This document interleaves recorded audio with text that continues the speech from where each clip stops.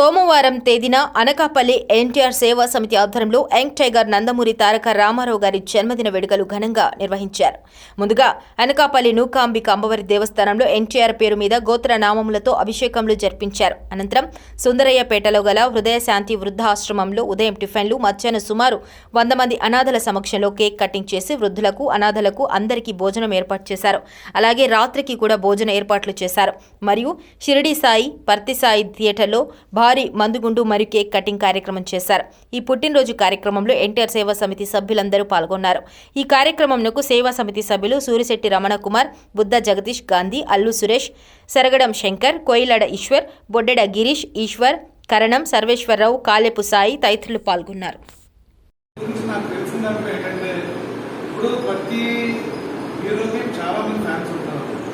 కాకపోతే చెప్పింది నాకు తెలిసిన చెప్పింది ఏంటంటే అంటే నేను విన్నదాంట్లో అన్నమాట, నేను అందరినీ ఫాలో అవుతున్నాను. సో నేను విన్నదాంట్లో ఏంటంటే ఏదైనా ఫంక్షన్ చేస్తున్నప్పుడు ఎవరో యాక్సిడెంట్లో చచ్చిపోవడం ఏదో అయ్యేది.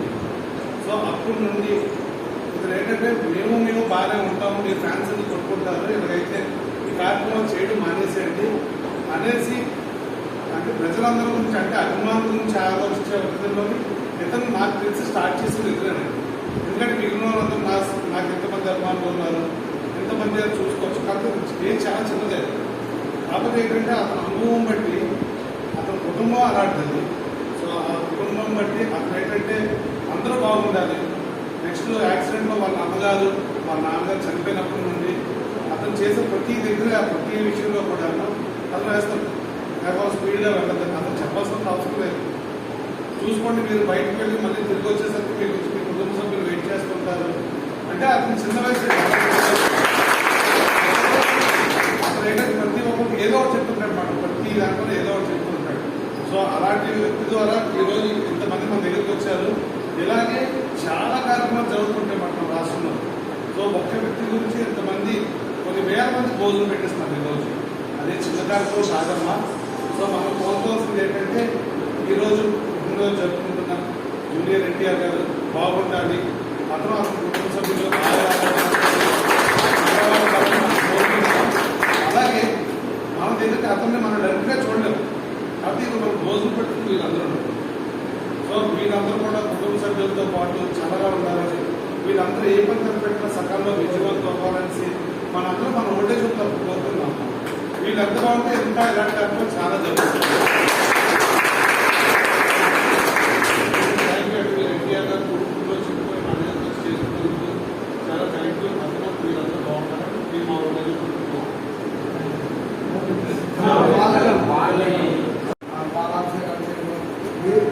డబ్బులు వృధాగా బయట చేసి అనవసరమైన ఖర్చులు పెట్టి డబ్బులు వేస్ట్ చేయడం మనకి.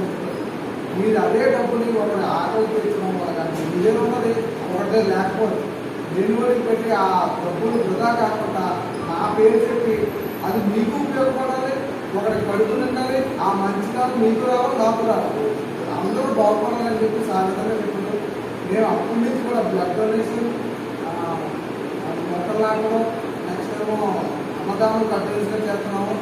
కరోనా టైంలో కూడా నిత్యావసరాలు ఏవైతే కావాలో 100 మందికి 200 మందికి సుమారుగా మేము బియ్యం కానీ కూరగాయలు కూడా మొత్తం మందికి కానీ ఒక ప్యాకేజ్ రెడీ చేసి కరోనా టైంలో కూడా పంచాము అందరికీ కూడా.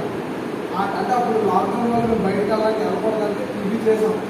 ఆ టైంలో కూడా మేము ఎక్కడ ఆగలేదు. ఈసారి కూడా ఇదే విధంగా మాకు ఎలక్షన్ కూడా వల్ల ఆపడం వల్ల మేము కంటిన్యూ చేస్తాము. ఏ విధమైన సహకారం కావాలంటే మా వీలైన కోరిక ఎంతైనా సరే మీకు ఎప్పుడైనా అవసరం కావాలంటే మేము కాంటాక్ట్ చేయవచ్చు. మాకు వీలైతే ఎంతైతే మేము అంత మా దగ్గర మా ఇండియా